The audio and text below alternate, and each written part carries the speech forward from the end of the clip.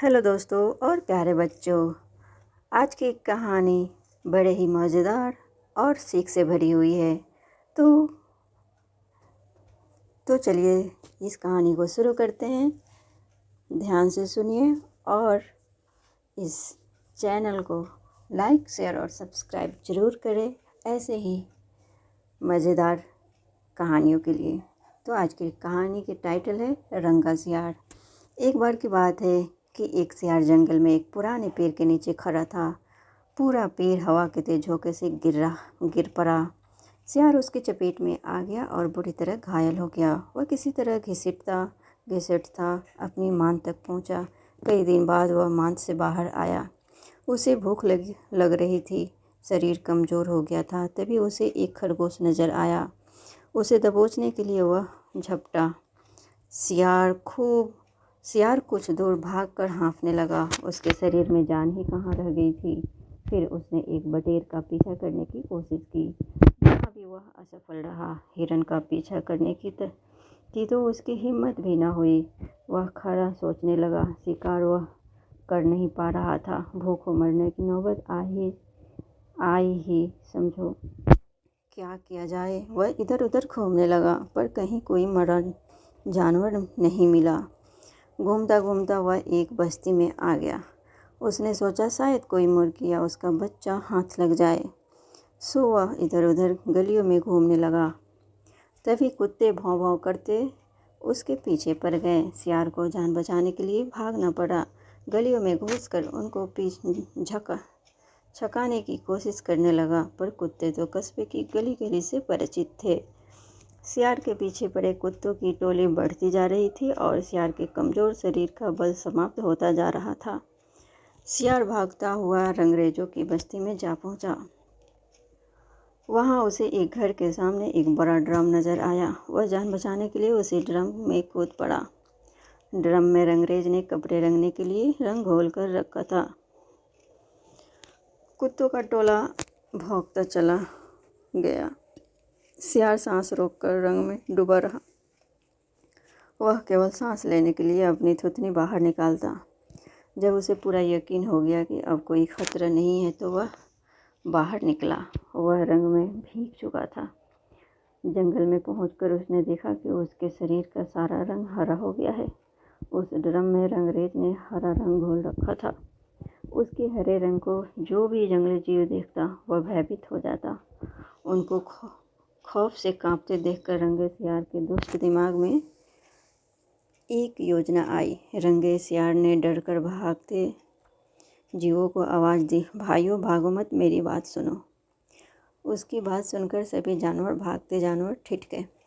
उनके ठिठकने का रंगे सियार ने फ़ायदा उठाया और बोला, देखो देखो, मेरा रंग, ऐसा रंग किसी जानवर का धरती पर है नहीं ना। मतलब समझो, भगवान ने मुझे यह खास रंग तुम्हारे पास भेजा है। तुम सब जानवरों को बुला लाओ तो मैं भगवान का संदेश सुनाऊं।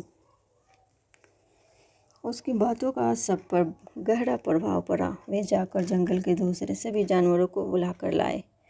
जब सब आ गए तो रंगा सियार एक ऊंचे पत्थर पर चढ़कर बोला, वन्य प्राणियों, प्रजापति ब्रह्मा ने मुझे खुद अपने हाथों से इस अलौकिक रंग का प्राणी बनाकर कहा कि संसार में जानवरों का कोई शासक नहीं है। तुम्हें जाकर जानवरों का राजा बनकर उनका कल्याण करना है।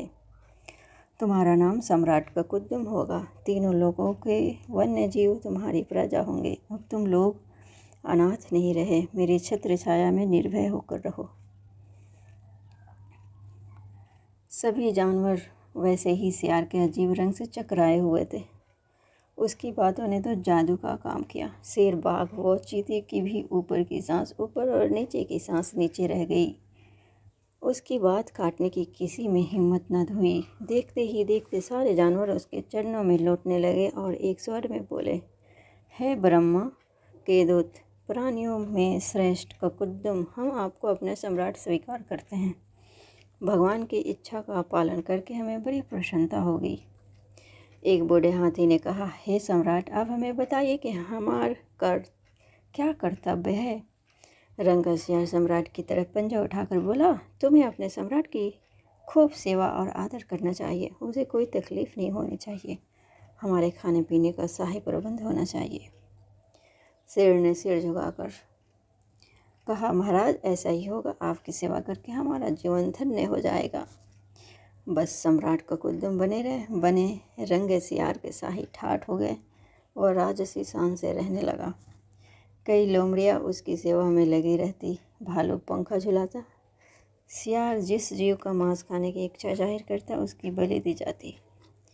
जब सियार घूमने निकलता तो हाथी आगे आगे सूंड उठाकर बिगुल की तरह चिंगारता चलता। दो शेर उसके दोनों ओर कमांडो बॉडी की तरह होते। रोज ककुदुम का दरबार भी लगता। रंगे सियार ने एक चला के यह कर दी थी कि सम्राट बनते ही सियारों को शाही आदेश जारी कर उस जंगल से भगा दिया था। उसे अपनी जाति के जीवों द्वारा पहचान लिए जाने का खतरा था। एक दिन सम्राट ककुदुम खूब खा पीकर अपने शाही महल में आराम कर रहा था कि बाहर उजाला देखकर उठा। बाहर आया, चांदनी रात खिली थी। पास के जंगल में सियारों की टोलियां हो के बोली बोल रही थी। उस आवाज़ को सुनते ही ककुदुम अपना आपा खो बैठा।